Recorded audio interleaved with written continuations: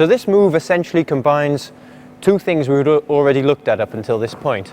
The forward outside 3-turn as the first part of the move, and then the step from backwards to forwards as the second part of the move. Now it's quite a difficult move to do because if you don't control it, it can quickly whirlwind out of control like that, and you'll find it very difficult to do.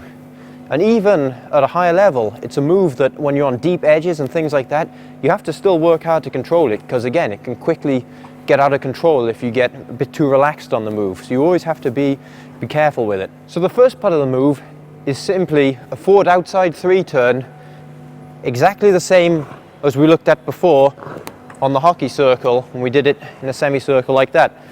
So nothing different. I push, rise, rotate, turn to backwards like that.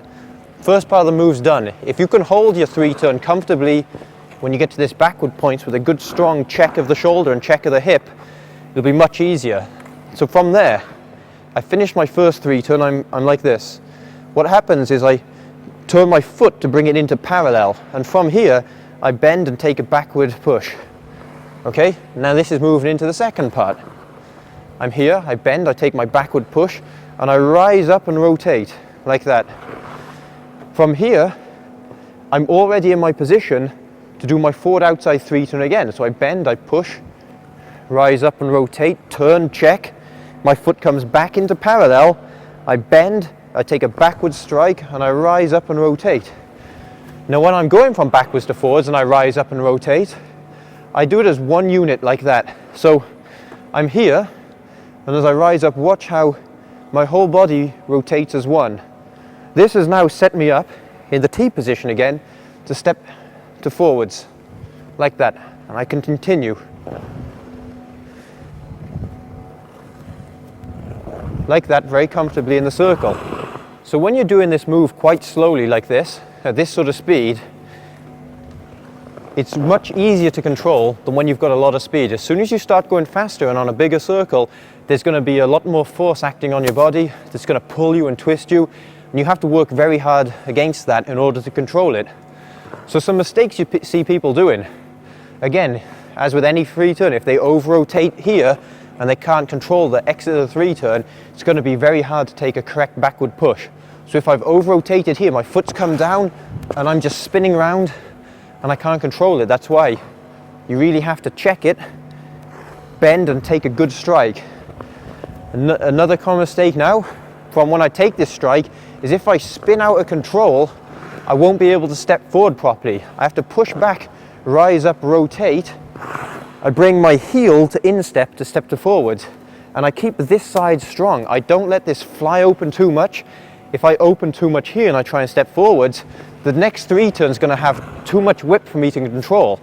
So I push and I rise up, I'm in here, I bend and I push and I go for the next 3-turn. Notice as I step to forwards, I haven't swung open like that and stepped here. That won't be possible to control if you have speed. So some other mistakes you want to avoid after your 3-turn, if you've checked and you've done a good 3-turn here, you're ready to push. If you now put your hips back for the push, you're going to lose your speed, you're going to grind on the toe, and it's not going to be very pretty.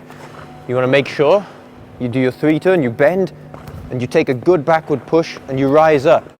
So something you want to avoid when you're stepping from backwards to forwards. If you've got to this point, you've done a good 3-turn, you've pushed, you've rise up and you've prepared well and you're here. One thing you want to avoid is just falling onto this next push, okay? You want to make sure, gone backwards and you prepare to step to forwards, that you re-bend with your weight in this foot and then you push and you transfer to do your turn like that, okay? You don't want to do a really good 3-turn, really good backward edge, get to here and fall onto the next step.